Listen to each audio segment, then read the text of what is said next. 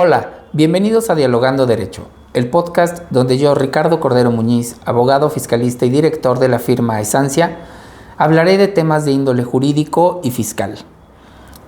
Y también de negocios. En este nuevo año 2026 grabamos este capítulo número 52, donde ya vamos a empezar a poner en el centro de nuestros capítulos más temas de negocios que han sido repetidamente solicitados por nuestros clientes y por nuestros podescuchas, por todos ustedes a los cuales les agradecemos el favor de su atención y que nos sigan escuchando. Este tema que traemos el día de hoy, hablamos sobre herencias que constituyen o deudas que destruyen el arte de la sucesión estratégica. Es decir, vamos a hablar de todos aquellos empresarios que le echan ganas, vamos a hablar de que tienen éxito en su vida profesional, en sus empresas. Y pues bueno, vamos a pasar en este capítulo a hablar de temas legales, de temas fiscales, vamos a platicar de temas que ya hemos hablado antes como fideicomisos, vamos a hablar de temas de sociedades offshore y vamos a dar algunos ejemplos. En concreto vamos a hablar de 2 ejemplos de fracasos y uno de éxito, de cómo se debe hacer la transición de las empresas, o sea, la sucesión. Y creo que esto es algo muy importante para todos nuestros, tanto clientes como podescuchas, para que lo vayan planeando con tiempo, ¿no? Vamos a empezar a pasar ya nuestro podcast, no solamente a hablar de temas legales y fiscales, sino de temas de negocios, claro, con un tono más jurídico y fiscal, porque es mi especialidad. Sin embargo, ya los años de experiencia nos han dado en la práctica de todos los días un cierto hándicap para poder dar algunas asesorías de negocios, y ese es el tono que vamos a empezar a platicar a partir de este 2026, en este frío enero que ya, como ven, traigo hasta suéter porque sí hace un poco de frío, pero bueno.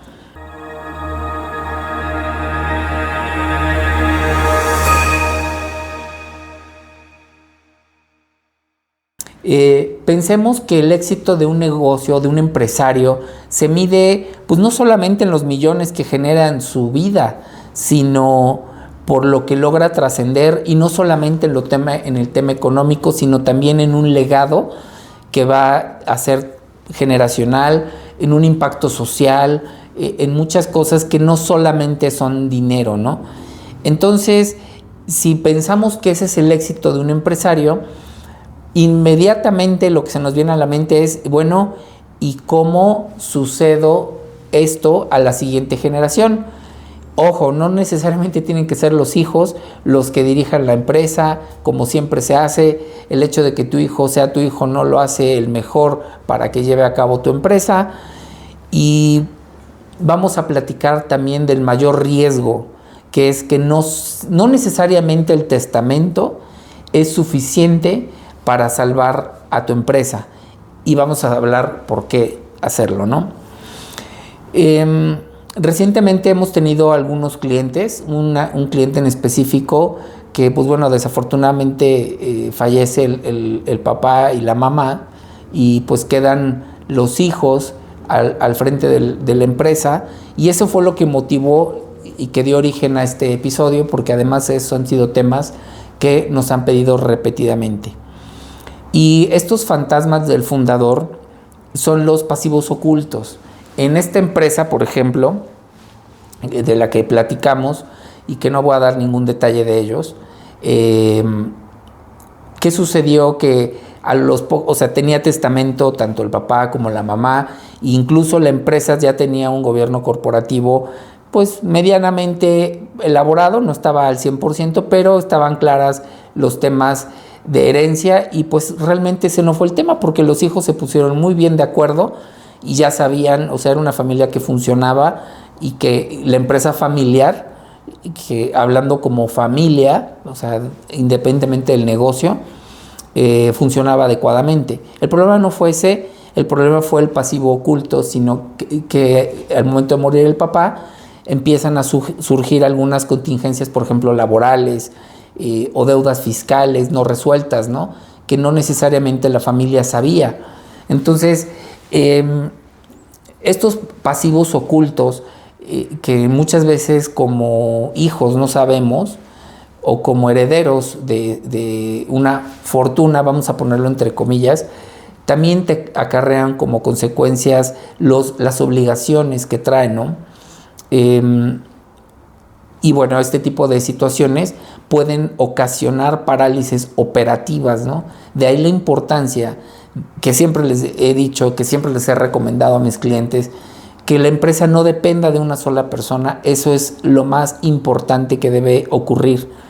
Si no, o sea, puede ocurrir parálisis operativas, ¿no? En ese caso en específico ocurrió un caos legal en el cual sí existía una albacea, sí existía un sucesor y incluso fue reconocido por la misma autoridad fiscal, ¿no? Sin embargo, empiezan a aparecer algunos temas, principalmente laborales, donde decían, oye, ¿cómo contenemos este tema, no? Porque ya los empleados, o sea, en sus estrategias laborales estaban diciendo, bueno, la empresa puede quedarse sin activos, la empresa puede quedarse sin dinero, pero mi patrón era fulanito de tal, entonces se van sobre la masa hereditaria, ¿no? Eso es algo que no se contempló y que, bueno, desgraciadamente no se pudo rescatar gran cosa de esa herencia. Y pues bueno, ese fue como un tema que ocurrió, ¿no? Y pues bueno, hay que platicar también que muchas veces existen costos asociados con las transiciones. Al menos acá en México no es tan grave como en otros países, ¿no? Pero acá en México, por ejemplo, si te suceden es decir, te heredan un inmueble, ¿qué ocurre?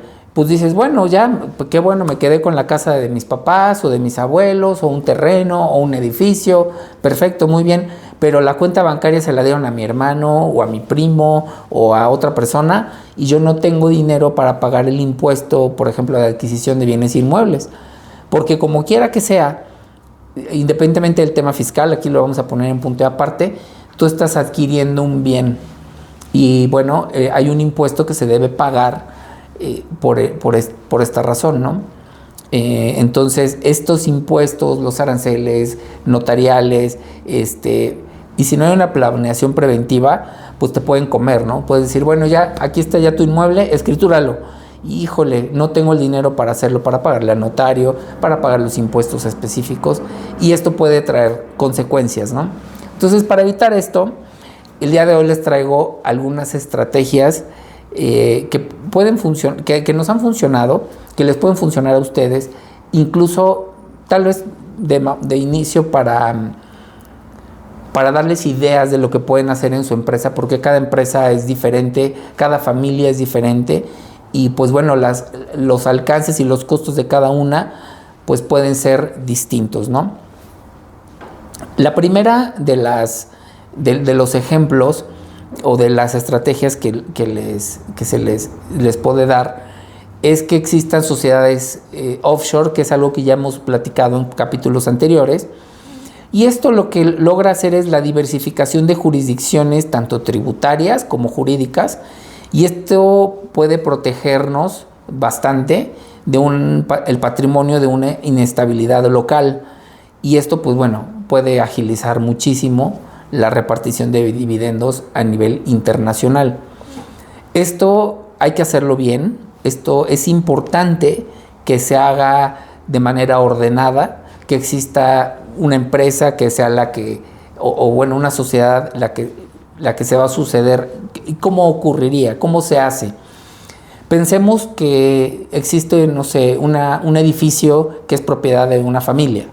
Y si este edificio o este conjunto de casas, por ejemplo, o varios inmuebles forman parte del patrimonio familiar, lo que se hace en este caso es que ese patrimonio se aporta al capital social de esta sociedad, que puede estar en cualquier país, mientras sea un país al que puedas acceder, en donde puedas sentirte cómodo. Esta empresa se vuelve la dueña del inmueble o de los inmuebles.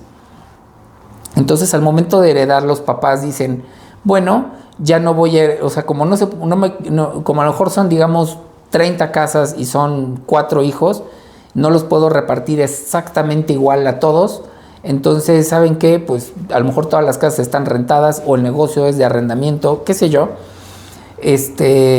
No les dejo la propiedad de la casa como tal, sino se les dejan las acciones. Entonces el papá dice, bueno, son 30 casas, 4 hijos, pues el 100% de las acciones lo divido en 4 exactamente y no se peleen y ahí están, ¿no? O sea, ese puede ser una solución, puede ser una solución.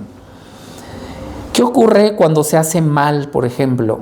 Hubo un caso muy sonado y pues a mí no me gustaría que sus empresas o sus negocios acaben como la Fundación Jenkins aquí en Puebla, en la ciudad de Puebla, o Cementos Cruz Azul. Son temas mediáticos, no es nada nuevo, no es información confidencial, todo está en redes, donde el nombre de las familias terminaron en las notas rojas de los periódicos y pues bueno, no queremos que esto les ocurra. Es impactante, ¿verdad?, como los patrimonios de décadas de familias, como la familia Jenkins, terminó disperso en los tribunales, incluso internacionales, e incluso con órdenes de aprehensión de por medio por una mala planeación, ¿no? Pero aquí es donde quiero que nos detengamos un momento y que analicemos como estrategia de negocios y no solo como abogados, lo que la gente, o sea, qué fue lo que ocurrió y qué podemos mejorar, ¿no? Mucha gente escucha la palabra offshore o sociedades en el extranjero y de inmediato piensa en algo turbio, en los Panama Papers, en la evasión.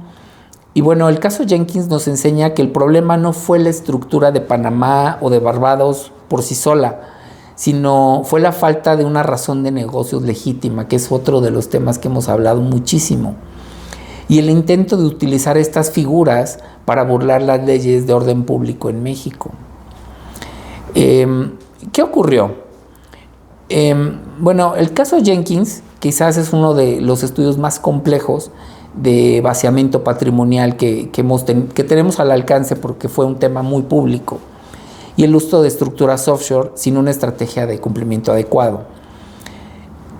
¿Cuál fue el origen? El patriarca, que era Guillermo Oscar Jenkins, dejó una fortuna destinada a la beneficencia a través de la Fundación Jenkins. Sus herederos, buscando el control de estos pasivos, de estos activos, que no era cualquier cosa, eran activos de alrededor de 720 millones de dólares, realizaron una serie de movimientos para trasladar su patrimonio. ¿Cuál fue la estrategia fallida? Trasladan los activos de la Fundación de Puebla a Jalisco y luego a una estructura en Barbados y finalmente a una offshore en Panamá, que era la tenedora de los activos, ¿no? Bueno, la consecuencia, ¿cuál fue? ¿O cuál fue el problema? Porque el haber hecho eso por sí solo no constituye ningún problema.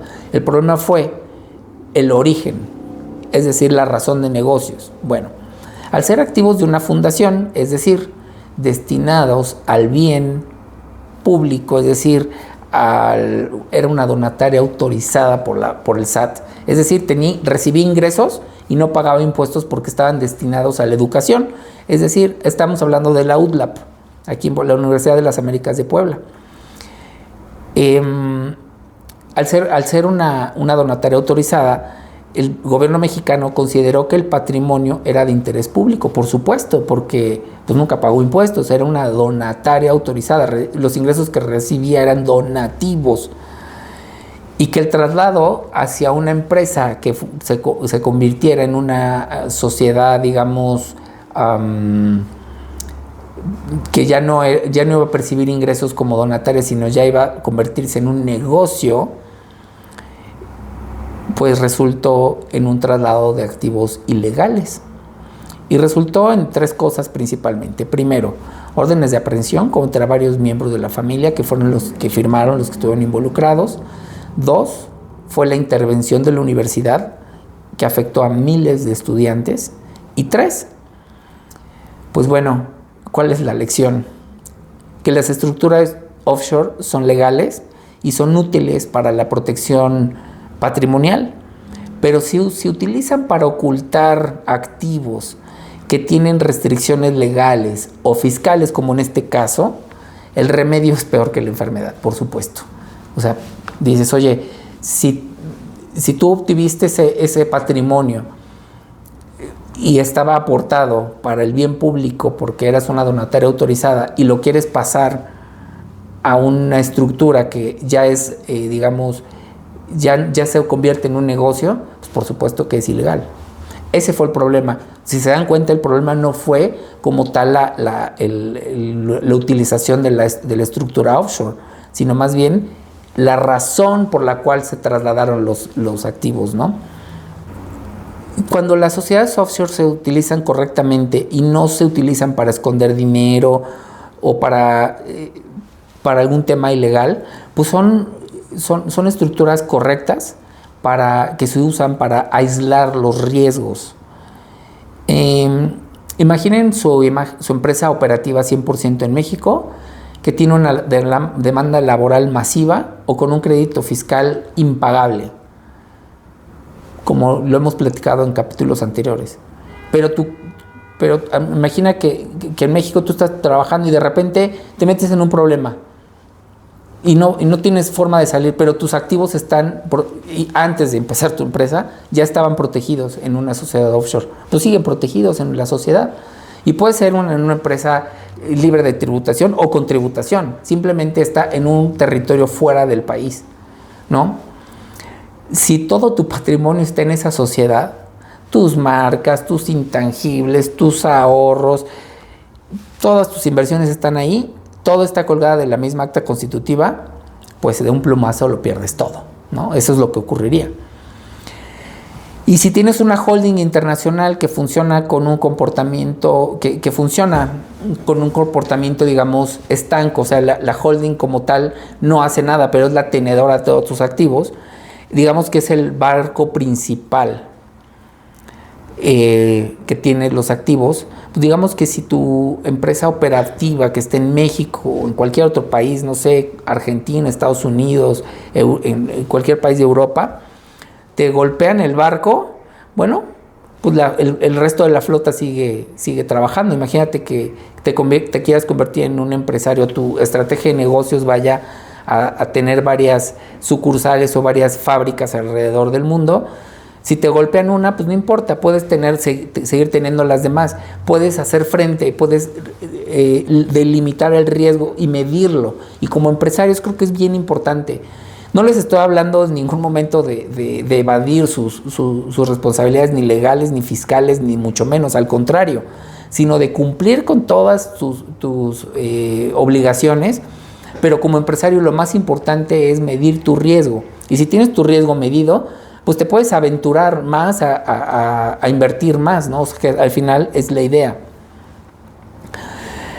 Y bueno, además, en una sucesión, por ejemplo, estas estructuras permiten que el traspaso de activos sea prácticamente instantáneo. Digo, incluso hay sociedades en otros países que las acciones pueden ser incluso al portador. Ya no es tan común, pero llega a existir, ¿no?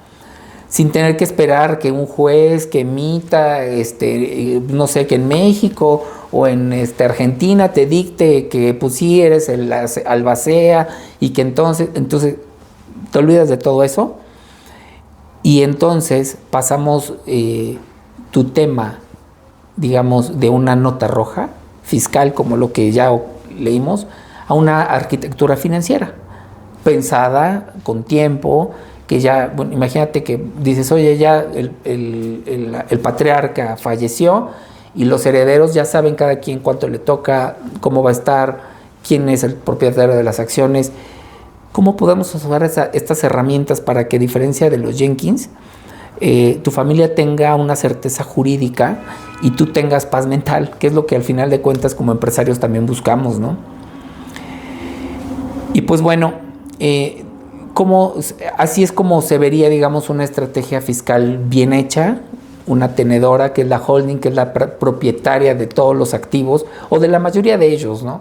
Porque al final de cuentas, si esta holding tiene, digamos, lo más importante, que puede ser a lo mejor el know-how, que puede ser la marca, que puede ser los activos más importantes, pues la operativa en cada país tendrá sus propios activos para poder trabajar. Pero lo importante, a lo que se va a abocar el grupo va a ser a salvaguardar el patrimonio de la familia. Y entonces lo que está expuesto a demandas laborales, civiles, mercantiles, fiscales, tiene un riesgo medido, justo para su tamaño de operación, y no se van contra todo, ¿no? Entonces, esa es la sugerencia de poder hacerlo de manera, en una forma internacional, hacerlo bien con una sociedad offshore, ¿no? Otra manera de hacerlo, digamos, si dices, oye, es que para mí es mucho porque mi empresa es más pequeña y ir a otro país no es algo que esté en mi radar, vamos a platicar entonces de cómo podría ser el traspaso de acciones con usufructo vitalicio, que es algo que también es común. Digamos que eres empresario, tienes tu empresa de lo que tú gustes y mandes, y tú cedes la propiedad a los herederos hoy, aunque estés vivo, obviamente, pero tú sigues manteniendo el control y los frutos, es decir, los dividendos, hasta tu último día. Y eso va a asegurarle tranquilidad a ti, para que el día que tú fallezcas, pues las acciones ya son de la persona que tú designaste. Y ahí puedes poner hijos, no hijos, personas de tu confianza, a quien tú le quieras dejar algo, sin necesidad de que sea cuestionado en un tribunal después de que fallezcas, ¿no? Eso creo que debe dar mucha tranquilidad. Es una estrategia muy básica, pero funcional, muy funcional. Que la verdad es que para empresarios pequeños y medianos, funciona muy bien y no hay mayor tema en hacerlo. Si ustedes están en una situación en la que dicen, oye, papá va a retirarse, somos 2, 5, 7, 10 hijos, y pues ya sabe cómo va a repartirlo, háganlo de una vez. Acérquense con su abogado, acérquense con su contador, acérquense con su notario, y en lugar de pedirles que les haga un testamento, mejor que les haga una acta de asamblea donde se ceden las acciones a los hijos o a los herederos, y el patriarca probablemente va a decir, yo me reservo el usufructo hasta que yo fallezca. Lo mismo que ocurre con los inmuebles, eso también ocurre con los inmuebles, incluso con los bienes muebles. No les estoy diciendo que no lo hagan, a lo mejor que no hagan su testamento. Claro, es importante hacerlo a lo mejor para temas un poco más sencillos, pero ya cuando hablas como empresario, donde la empresa es digamos, una persona aparte, por eso se les llaman personas morales, pues tiene también sus compromisos propios, ¿no? Y esa persona moral, la idea, que es lo que platicábamos desde el inicio, la idea es que pueda funcionar con o sin el socio fundador, ¿no? Bueno, ya llevamos 2 estrategias, en las sociedades offshore y el traspaso de acciones con usufructo vitalicio. Pasemos al tercero, que también tiene premio, que es un ejemplo. Hablamos sobre los fideicomisos de control accionario.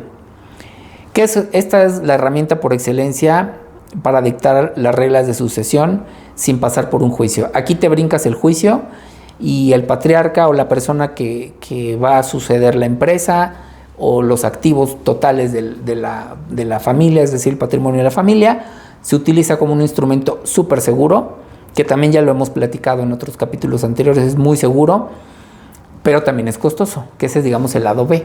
Porque actualmente, al menos acá en México, quien maneja los fideicomisos de este tipo, que son patrimoniales, pues son solamente las instituciones bancarias, instituciones financieras, ¿no? ¿Cómo funciona un fideicomiso de sucesión? Se los voy a resumir. Pensemos que ya nos pusimos de acuerdo, que la empresa fulanita tiene 5 herederos, y pues bueno, entre ellos, a lo mejor 2 de ellos, vamos a pensar, quieren ser los directores generales, ¿no? Entonces, quien firme el fideicomiso, que en este caso puede ser pensemos en el socio fundador de la empresa, el patriarca de la familia, dice, bueno, yo no voy a decidir si es Pedrito o Juanito o Juanita, ¿no? Yo no voy a decidirlo, sino aquí están las reglas. Y se las obviamente lo cita a todos los herederos y les dice, miren, tú vas a ser cualquiera de ustedes, de los 5 hijos, por ejemplo, pueden ser los directores generales siempre y cuando cumplan con esto, esto y esto. Y a lo mejor les pone 10 cosas que tienen que cumplir. Mientras no lo cumplan, no pueden ser director general. Ah, ok. Oye, ¿quién va a ser el director financiero? ¿O quién va a llevar la parte laboral? No, pues sí, primero a lo mejor buscamos dentro de los herederos y que ya se van a convertir probablemente en socios, quien cumpla con estos 10 requisitos. ¿Y qué pasa si ninguno de los 5 hijos cumple con los requisitos? La institución fiduciaria, que en este caso sería el banco, tendría que hacer la labor de buscar un nuevo director que cumpla con los requisitos del contrato de fideicomiso y nombrarlo director general. ¿A poco no es una maravilla? Pues claro que sí, nada más que sí es costoso. La institución fiduciaria te va a cobrar por la administración de cada bien. Si tú te dedicas a los bienes inmuebles y digamos que tienes 80 casas en renta, pues digo, no es ningún pecado tenerlo. Dices, oye, o una de dos, o le heredo a mis hijos el problema de ir a las 80 casas a buscar la renta, o se lo pongo en una sociedad offshore, o a lo mejor en este caso sí me convenga que una institución fiduciaria profesional y especializada en este tipo de negocios lo haga por ellos, porque hasta eso les tengo que hacer. O sea, muchos empresarios se han referido así a sus herederos. Entonces, pues eligen esta figura, ¿no? ¿Cuánto va a cobrar la institución fiduciaria? Pues un porcentaje sobre la administración de toda la masa a administrar, ¿no? Si son 80 casas y cada casa produce X cantidad, pues un porcentaje de ese X se va a ser destinado para la administración del fideicomiso. El resto, y el pago de impuestos y todo el rollo, y después ya las utilidades se las va a ir repartiendo a los beneficiarios del fideicomiso, ya libre de impuestos, ¿no? Entonces es un empresario amigo una vez me dijo que para él el instrumento del fideicomiso se lo iba a dejar a su hijo más güey, perdón por la expresión, al menos preparado. ¿Por qué? Porque pues, este hijo era muy talentoso para el tema artístico, pero en temas de números, la verdad es que pues nomás no la hacía, ¿no?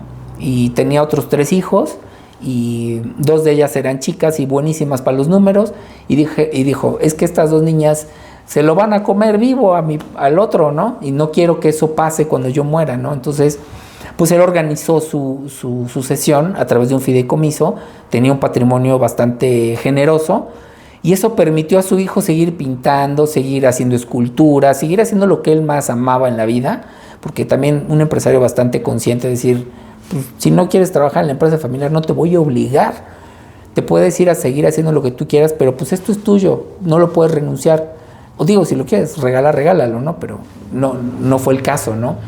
Y las otras hijas, pues bueno, cada una empezó con su empresa aparte. Una de ellas quiso ser la directora, los demás estuvieron de acuerdo, porque no había nada en el fideicomiso al respecto, por ejemplo, ¿no?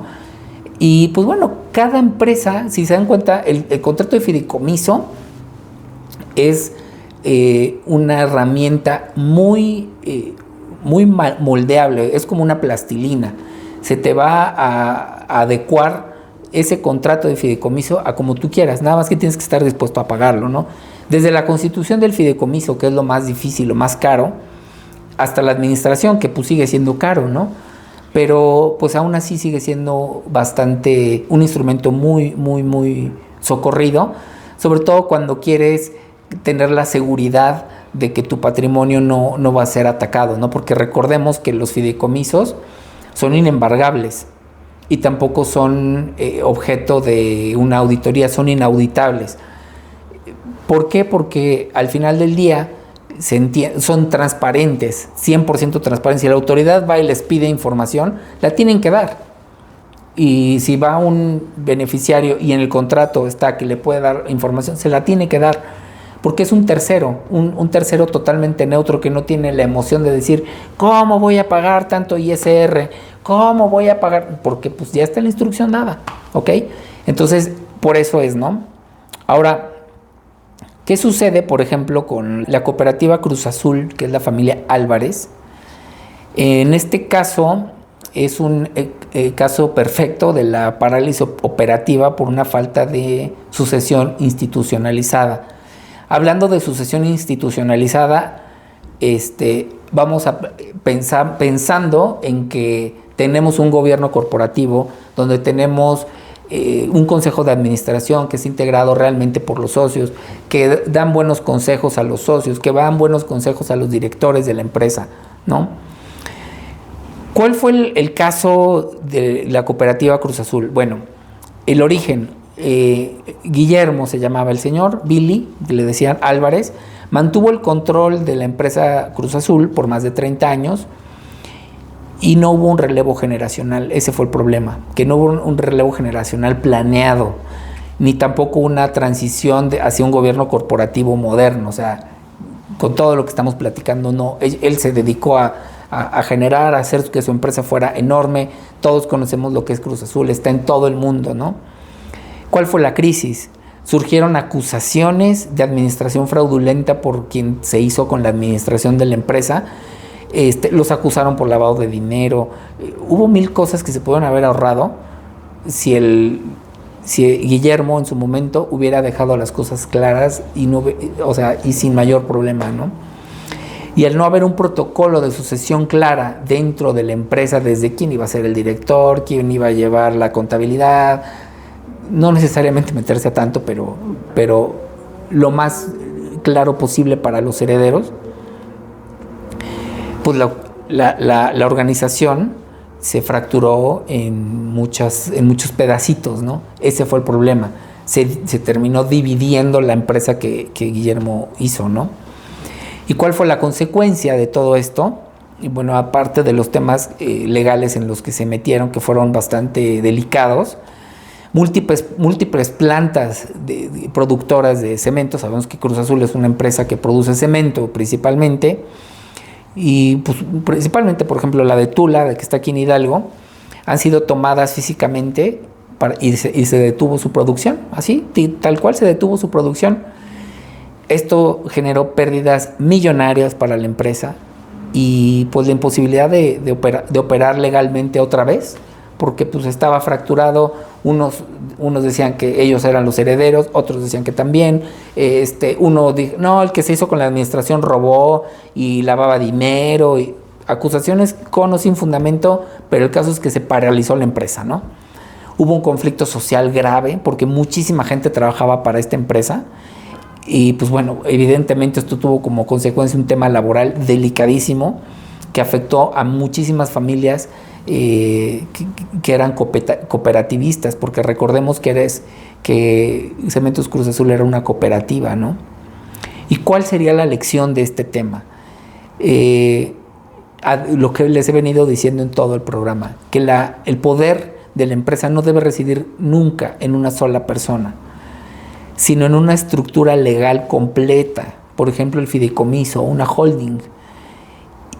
¿Por qué? Porque si el líder falta, o si es cuestionado legalmente o lo que sea, la empresa debe seguir funcionando, debe seguir pagando sus nóminas, debe seguir facturando, debe seguir firmando contratos, debe seguir trabajando normalmente. Si tú formas parte de una organización en donde pues desgraciadamente fallece, digamos, el socio principal o el socio fundador, y tú sigues yendo a trabajar y tú sigues recibiendo tu pago, y tú ves que ahora el director pues sí, a lo mejor era un pariente o uno de los socios, o a lo mejor no lo era, ¿cómo te sentirías como empleado? Pues yo creo que bastante respaldado, pues decir, oye, quien fue nuestro líder por todos estos años, no solamente dejó claro que era un buen empresario, sino también pensó en que sus herederos tuvieran una sucesión tranquila, y que sus empleados, que a lo mejor le dieron todo lo que él tenía, también pensó en ellos, que no tuvieran un problema, ¿no? O sea, esto también habla de la nobleza en el corazón del empresario, ¿no? Porque no todo es ganar dinero, sino también decir, oye, ¿cómo voy a evitarnos un problema a futuro con los empleados, que dejen de percibir su nómina, que dejen de llevar dinero a su casa, ¿no? Todo eso son temas bien exquisitos que debemos tener en mente para poder continuar con nuestras empresas. Y bueno, como última estrategia, que no es necesariamente de sucesión, pero también tiene mucho que ver con ello, Es lo que en algún momento nos platicó nuestro querido Sergio Díaz, a quien le envío un saludo fuerte en este inicio de año. Mi querido Sergio, saludos.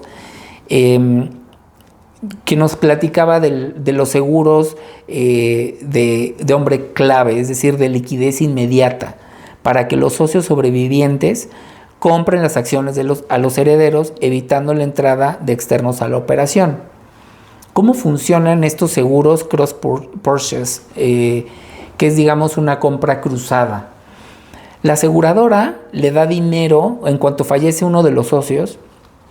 Digamos que en el acta constitutiva existe el derecho del tanto, en el que los socios que siguen vivos tienen derecho a adquirir las acciones del fallecido.